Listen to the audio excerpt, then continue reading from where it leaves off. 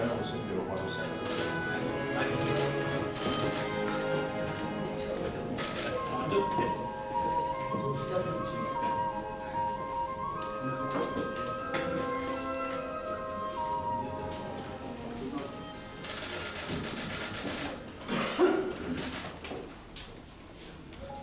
네, 바쁘신 와중에 오늘 기자회견장 찾아주신 언론 여러분께 먼저 감사 말씀드립니다.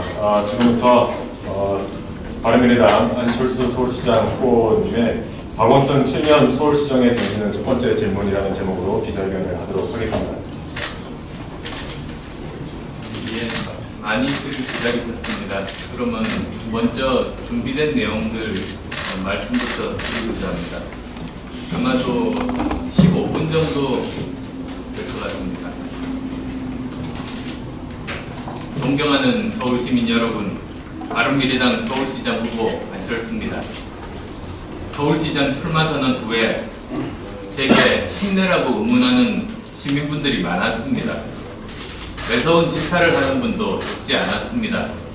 그러나 모두들 이구동성으로 하신 말씀이 있습니다. 바로 서울은 바뀌어야 한다는 것입니다. 10년이면 강산도 변한다고 했습니다. 지금은 4차 산업혁명의 시대입니다. 1, 2년만 뒤쳐져도 따라잡기가 힘듭니다.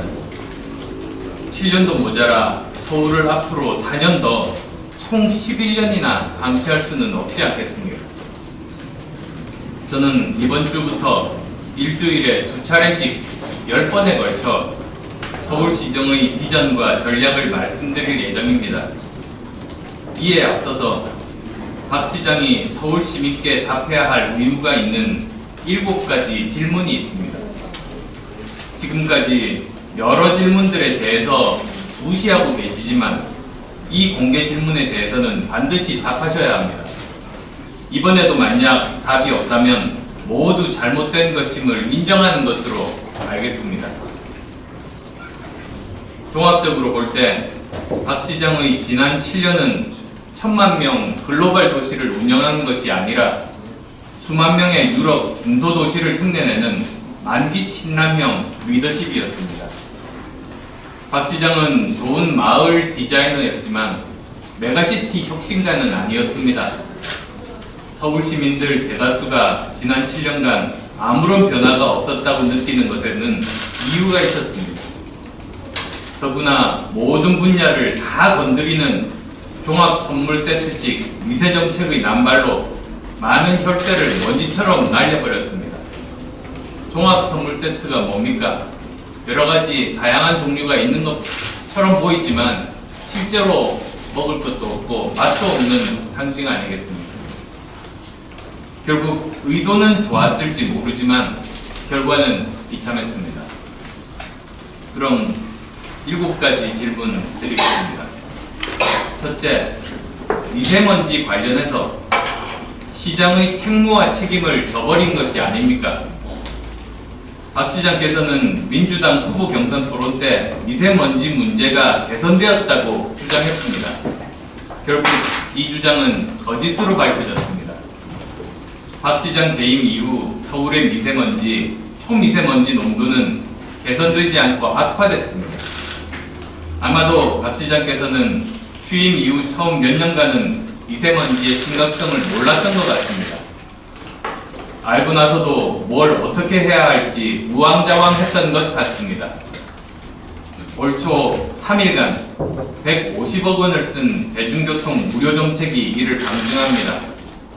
주먹구구 대책을 썼다는 건 한마디로 준비가 없었다는 겁니다. 시민의 생명이 걸린 문제인데도 박 시장에게는 전시성 행정, 쇼통이 우선이었습니다. 시민 안전에 대한 시장의 책임을 방기한 겁니다. 둘째, 시장께서는 스스로 그만두실 시기를 놓친 것이 아닙니까?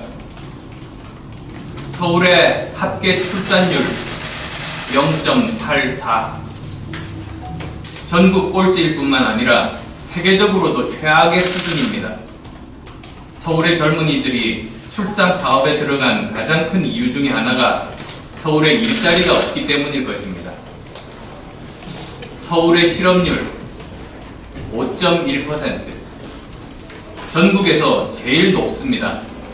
특히 재임 기간 동안 서울의 20, 30대 일자리 20만 개가 사라졌습니다. 정말 먼지처럼 사라졌습니다. 전국의 20대 일자리가 1.7% 줄어드는 박 시장 재임 기간 동안 서울의 20대 일자리는 12.2% 감소했습니다. 무려 전국 평균의 10배 정도가 감소했습니다. 가장 의아한 점 중에 하나가 도덕성을 무기로 삼는 시민단체 출신 측근들을 대거 이용했지만 서울시의 청렴도가 꼴찌 수준이라는 사실입니다. 서울시 청렴도는 2010년 전국 1위였습니다. 박 시장 취임 이후 전국 최하위 수준으로 날개없이 추락했습니다. 시민들께서 다 알고 계신 겁니다. 낙하산 인사들의 전횡으로 업무 처리 투명성이 떨어졌습니다.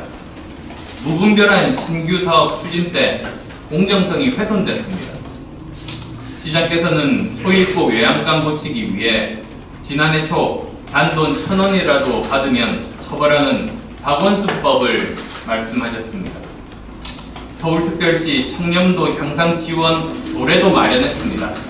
그럼에도 지난해 청렴도 전국 16위 꼴찌 수준을 벗어나지 못하고 있습니다.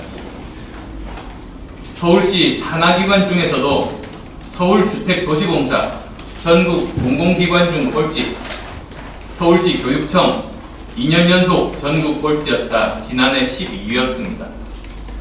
시민단체의 도덕성에 대한 시민들의 신뢰마저 훼손시킨 것이 박 시장의 무능함을 증명하는 증거입니다. 출산율, 실업률, 그리고 청렴도 전국 꼴찌. 박 시장께서는 이제 그만 물러나야 할 이유로 충분합니다. 셋째, 오늘은 어버이날입니다만 시장께서는 어르신들을 방치하신 것 아닙니까? 서울은 노인 여가 복지 시설 면에서 독보적인 꼴찌입니다. 꼴찌에서 2등과도 격차가 엄청나게 많이 납니다. 박 시장 재임 동안 노인복지 인프라가 퇴보했기 때문입니다. 2011년 노인 인구 1000명당 2.31개였던 노인 여가 복지 시설 수는 투자를 하지 않다 보니 2016년 기준으로 1.98개로 2개 이하로 떨어졌습니다. 23만 명의 독거 노인이 복지 사각지대에 그대로 방치되어 있습니다. 또 독거 노인이 뇌경색으로 쓰러지면 응급실로 가는데 평균 30시간이나 걸린다는 믿을 수 없는 상황도 그대로 방치해서 사지로 몰고 있습니다. 어르신들이 갈 곳이 없습니다. 어르신들이 파고다 공원으로 모이는 이유입니다. 그런데도 지하철 적자 이야기가 나오면 65세 지하철 무임승차 때문이라면서 어르신들 마음을 두 번 죽입니다. 다른 지역처럼 노인여가 복지시설이라도 마련되어 있으면 머무를 곳이라도 있을 텐데 환경 개선 노력은 하지 않고 구박만 하는 꼴입니다. 어르신들은 힘든 여건 하에서도 자녀와 국가에 헌신하신 분들입니다. 어르신들은 편하고 안전한 노후를 보낼 권리가 있습니다. 또한 노인은 우리의 미래입니다. 어르신들이 노후를 걱정하지 않아야 우리도 거침없이 미래에 도전할 수 있을 겁니다. 넷째, 강남북 격차 해소 말로만 주장하고 실제 행동은 반대로 하는 이유는 무엇입니까? 개발이 필요한 강북은 사실상 재생만 강요하고 강남에만 공을 들이고 있어서 하는 질문입니다. 강남 핵심부에서는 영동대로 지하도시 사업이라 불리는 초대형 개발 사업이 진행됩니다. 또한 박 시장은 정부의 부동산 정책과는 반대로 강남 4구의 재건축을 집중적으로 승인하고 있습니다. 강남북의 격차를 의식해서인지 박 시장은 강북에서는 도시재생 사업을 확대합니다. 중앙정부도 지방선거를 앞두고 강북의 도시 재생 사업을 추진합니다. 이것을 악순환이라고 합니다. 재생은 자생의 기반을 만들고 자활을 돕는 재탄생이어야 합니다. 재활용을 하더라도 리사이클이 아니라 업사이클이 되어야 합니다. 일부 한옥마을을 제외하면 슬럼화된 주거지는 재생의 대상이 되기 어렵습니다. 마을에 페인트 칠하고 보도블럭 교체하는 환경미화 정도로 젊은이가 모여들고 일자리가 만들어지는 게 아닙니다. 박 시장께서는 만만한 강북 사람들에게는 시정 철학과 정책을 관철하면서 강남에는 예외를 두는 이유가 무엇입니까? 다섯째, 비용 절감을 위해 안전에 눈 감는 서울 경영을 하신 게 아닙니까? 시장님 취임 이후 사회 안전에 대한 서울 시민의 불안감은 해마다 높아졌습니다. 지역 안전 등급과 안전사고 그리고 범죄 부문에서 서울은 전국 꼴찌 또는 최하위권입니다. 매우 불안하다고 느끼는 서울 시민이 2010년 3.7%에서 2016년 11.2%로 3배나 높아졌습니다. 박 시장 재임 기간 동안 불안에 대한 시민의 걱정은 한없이 높아가는데 서울시는 안전불감증에 걸린 것 같습니다. 구의역 사고가 대표적인 예입니다. 홀로 스크린 도어를 수리하던 하청업체 청년 근로자 김군이 숨진 것입니다. 가장 큰 문제는 김군이 첫 희생자가 아니었다는 점입니다. 그전에도 똑같은 일들이 있었습니다. 그렇다면 희생자들이 잘못을 저지른 안전사고가 아닌 겁니다. 사람을 중시한다면서도 위험한 일을 사회적 약자에게 떠넘긴 위험의 외주화, 서울 메트로의 책임이며 시장의 책임입니다. 그곳에는 박 시장과 친분이 깊은 사람들이 사장 이하 최고위 요직에 포진되어 있습니다. 그 사람들은 왜 스크린도어 센서가 툭하면 고장나는지 이유나 알고 계시는 분들입니까?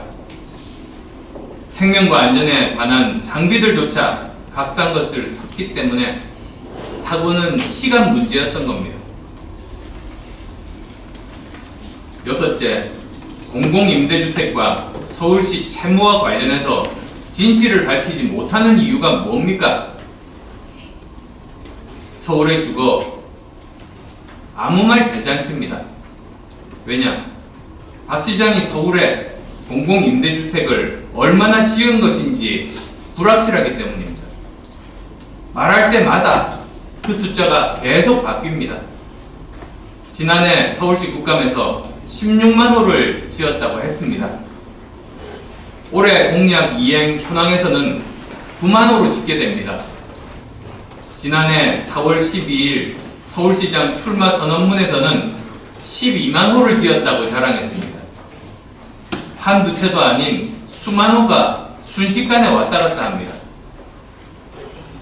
제가 확인해 본 바로는 2012년에서 2017년 SH와 LH가 서울 지역에 공급한 공공임대주택은 64,059호입니다. 박 시장 집계의 절반에 불과합니다. 제 짐작으로는 서울시가 융자 지원한 주택까지 공공임대주택 숫자에 합쳐버린 것이 아닐까 합니다. 또는 통계를 조작해서 역대 시장들의 업자까지 합산한 것은 아닌지요.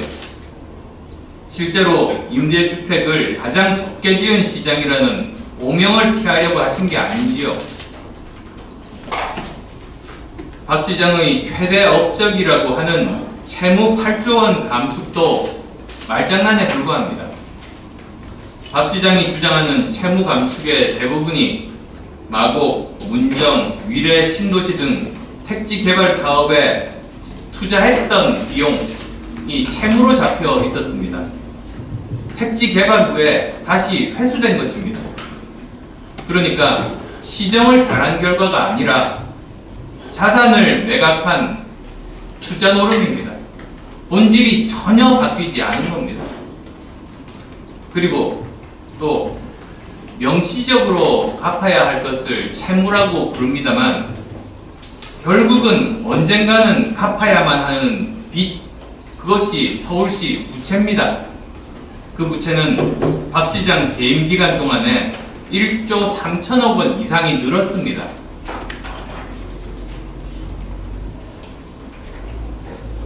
박 시장 취임 후에 국가 예산이 44% 증가하는 동안에 서울시 예산은 얼마나 증가했는지 아십니까?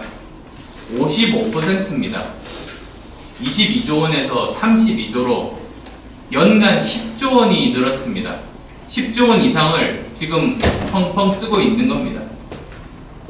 그리고 서울 시민의 세 부담 증가율이 더 높아졌습니다. 그런데 이렇게 예산도 증가하고 그리고 세 부담도 더 많이 지운 상황에서도 부채는 더 증가한 것입니다. 서울 시민이 서울시를 먹여 살려 주었음에도 불구하고 시민이 전혀 체감하지 못하는 곳에 돈을 펑펑 쓴 겁니다. 마지막으로 7제로 특혜에 대해서 질문하겠습니다. 지금까지 말씀드린 내용 중 방임과 무능은 개인 능력의 부족을 뜻합니다. 거짓은 개인 자질의 부족을 뜻합니다. 이번에 질문할 특혜는 집단의 도덕적 해이와 불공정 행위를 뜻합니다. 과거 많은 시민단체는 대기업의 후원에 의존했습니다. 박 시장은 서울시를 통해서 시민단체를 후원하고 있습니다. 서울시청 6층은 낙하산 착륙지점, 박 시장 측근의 놀이터라고 서울시 공무원들이 부르고 있습니다. 거기에 일하는 사람들을 6층 사람들, 6층 외인부대, 이렇게 서울시 공무원들이 부르고 있습니다. 그곳에서는 시민단체를 위한 예산, 코디 예산이 기획되고 집행된다고 합니다. 그리고 그곳에 있던 측근의 상당수는 지금 청와대로 자리를 옮겼습니다. 서울시는 그들만의 리그, 특혜 리그입니다. 재벌이 자녀에게 자회사를 만들어주고 일감을 몰아주듯이 박 시장은 그와 친분이 있는 분들과 단체에게 일감을 몰아준 겁니다. 감사원과 자체감사위원회에서 시민단체 인사 채용의 부적절성, 회계 부정, 업무상 배임 혐의 등 수많은 지적을 이미 했습니다. 그렇지만 협치를 내세워서 코드에 맞는 특정 단체를 지원하는 특혜는 여전합니다. 이상이 7가지 공개 질문이었습니다. 박 시장은 저출산 고령화, 청년 실업과 주거, 강남북 격차, 미세먼지 문제, 미래성장 동력 창출 등 서울의 근본적인 문제에 대해서 어떤 성과도 내지 못했습니다. 금방 해결하기 어려운 글로벌 난제이자 시대적인 과제에 대해서 너무 쉽게 포기했습니다. 아니면 모른 채 하고 넘어갔습니다. 대신에 아주 작은 일들을 너무나 많이 펼쳤습니다.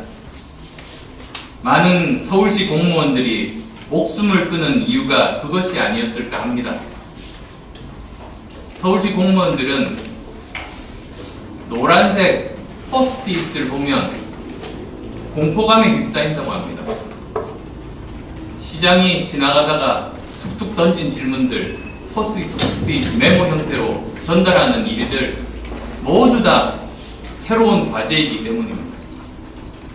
그렇게 즉흥적인 아이디어가 제대로 사업 성과가 날 리도 없는 것입니다.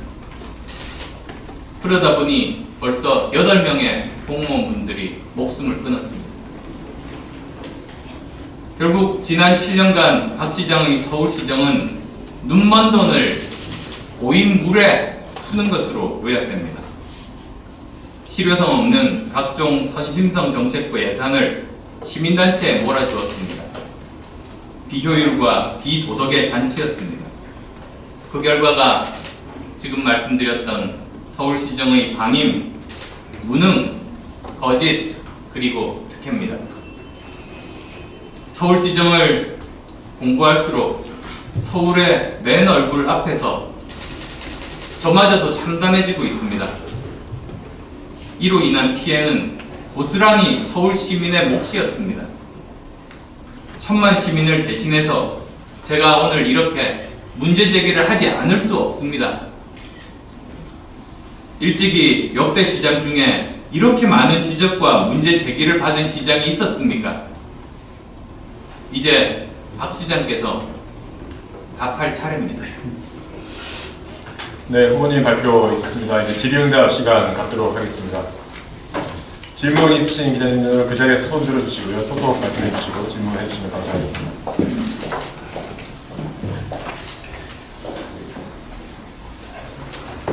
네, 말씀해 주시죠. 시사인의 김연희 기자인데요.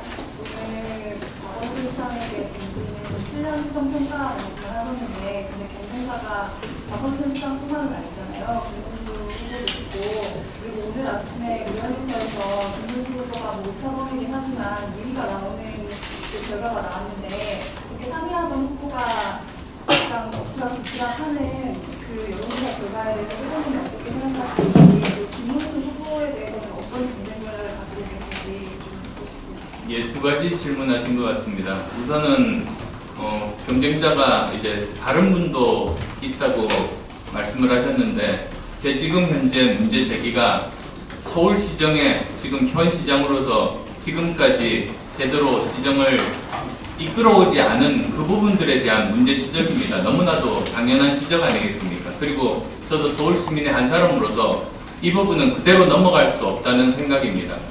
저도 그동안 7년 동안 서울 시민이었습니다만 왜 이렇게 바뀌는 것이 없나 라는 생각만 가지고 있었습니다. 그런데 세부적으로 이제 내용들을 살펴보면서 변화한 것이 없는 것이 아니라 생각보다 더 심각하게 악화되고 있고, 이것이 몇 년 더 지속된다면 다시 회복할 수 없을 지경으로 빠지겠다는 그 문제 의식 때문에 오늘 이제 말씀드리는 겁니다.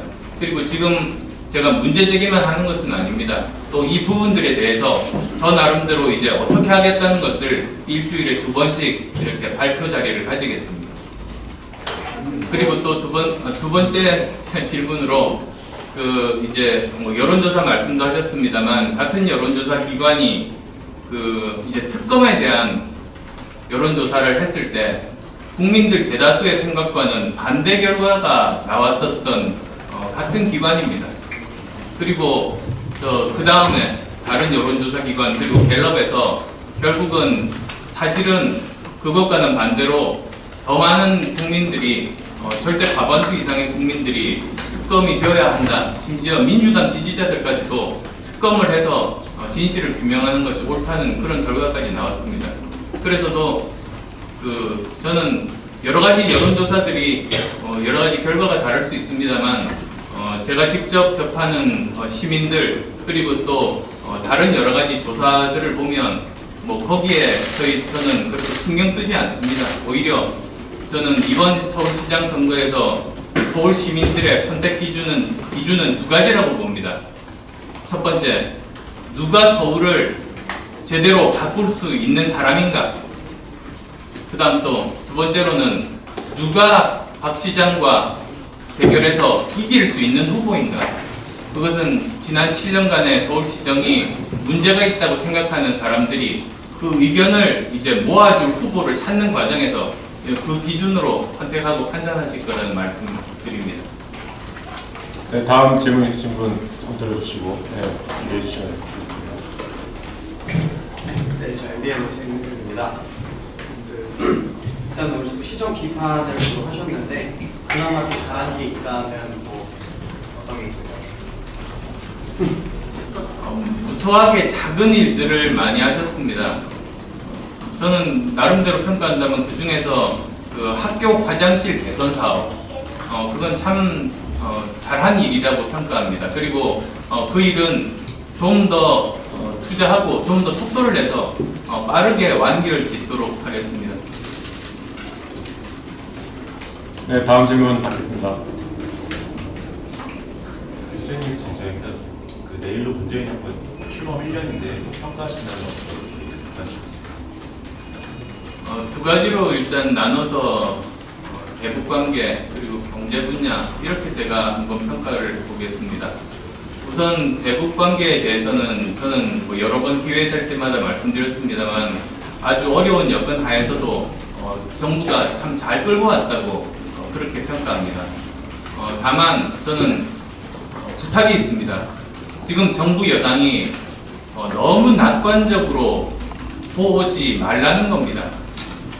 왜냐하면 북핵 폐기는 정말로 중요한 그런 일이기 때문에 만에 하나 가능성이 있는 여러 가지 상황에 대해서 철저하게 그것에 대해서 대책들을 다 세워놓고 한순간도 긴장을 늦추지 않고 일들을 진행해서 꼭 북핵 폐기까지 이르는 결과를 얻으셔야 된다. 그리고 그를 위해서는 초당적으로 정당들도 협조해야 된다. 저는 그런 생각을 가지고 있습니다. 두 번째, 경제 문제는 굉장히 심각합니다. 지금 대북 문제 해결의 희망을 보면서 많은 분들이 놓치고 있는 부분이 경제가 악화되고 있습니다.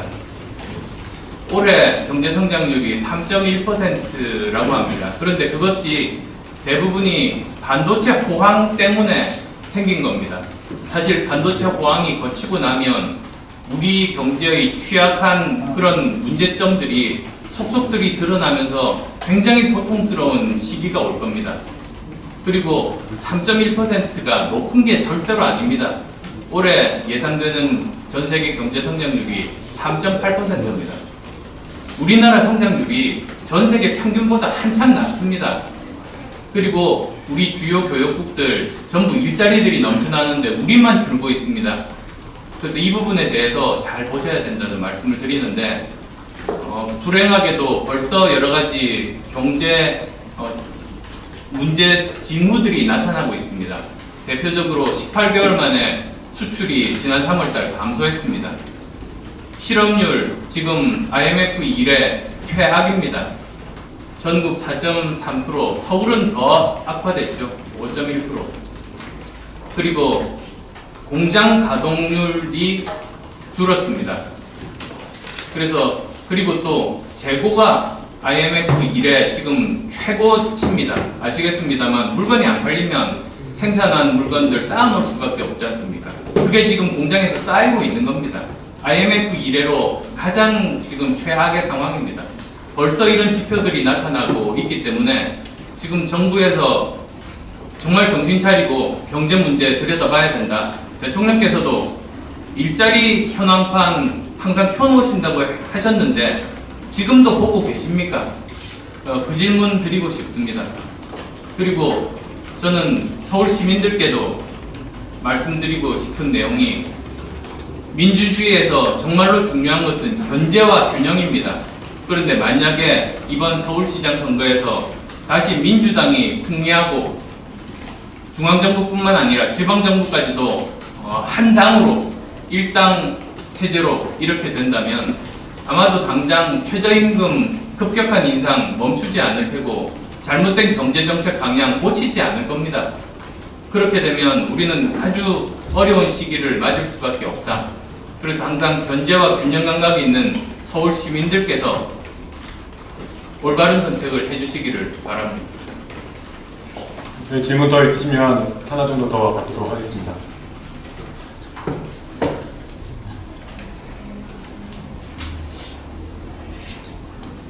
뭐 특별히 더 하실 말씀 있으시면? 많지만 네, 질의 없으시면 오늘 기자회견은 이것으로 마치도록 하겠습니다.